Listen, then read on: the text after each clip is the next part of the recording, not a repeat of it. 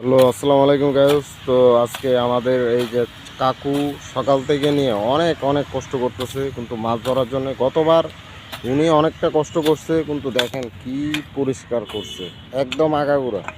কিন্তু গতবার উনি মাছ পায় নাই, আসলে অনেকটা দুঃখের বিষয়। কিন্তু এবার উনি ভালো মতন করতেছে, যাতে এবার যদি পাই তাহলে পাবো, আর না হলে ভর্কি মারাই বন্ধ করে দেবো। কেননা সবসময় উনি অনেক কষ্ট করছে।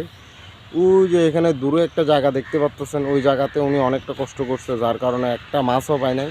তো আজকে দেখতেছি যে উনি সকাল থেকে নিয়ে এই পর্যন্ত এত কষ্ট করতেছে, মানে বলার বাইরে। কিন্তু আসলে সকাল থেকে নিয়ে দুপুরে এখনও ভাত খায় নাই। তারপরে উনি, আর ওনার গাড়ি হচ্ছে উপরে, উনি ইচ্ছে করলে বাসে যেতে পারতো কিন্তু বাসে যাচ্ছে না, যার কারণে উনি বলতেছে যে একদম আমার কাজটা শেষ করে তারপর যাবো। তারপরে এদিকে একজনের নৌকা দিয়ে এই যে এত কষ্ট করে এই যে মাঝখানে বাঁশ গাঁথতেছে, মাছ কিন্তু একদম নাই বললেও চলে। ওই দুইটা একটা রুই বাইশ ছোট ছোট। তারপরে এগুলো ওনারা ছেড়ে যেতে, যেন ছোট মাছ তো ধরে লাভ নাই, যার কারণে।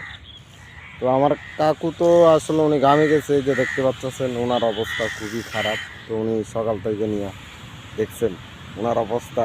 হ্যাঁ, এমনি কিন্তু হাসি খুশিতে আছে, মানুষ ভালো, হাসি খুশিতে থাকে।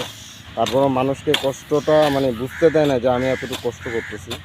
আসলে মাছের নেশা অনেক খারাপ। যারা যারা মাছ ধরে তাদের তো অবস্থা খুবই খারাপ। রাত্রে ঘুম হয় না ভালো মতন, কখন সকাল হবে আমরা মাছ ধরবো সেই চিন্তাতে থাকে। তো আসলে এটাই বড় কথা। আচ্ছা যাক, সবাই ওনার জন্য দোয়া করবেন, যাতে উনি পানি যখন বাড়বে, যাতে উনি বেশি বেশি বড় বড় মাছ যাতে পায়, ওনার কষ্টটা যাতে সফল হয়, সেটাই আপনারা ওনার জন্য দোয়া করবেন। তো এতটুকুই, সবাই ভালো থাকবেন, আর বেশি বেশি করে লাইক করবেন, আর ভিডিওটা অবশ্যই শেয়ার করবেন। আর যারা নতুন হয়ে থাকবেন তারা অবশ্যই আমার চ্যানেলটাকে সাবস্ক্রাইব করে দিবেন। তো এতটুকুই, আসসালামু আলাইকুম।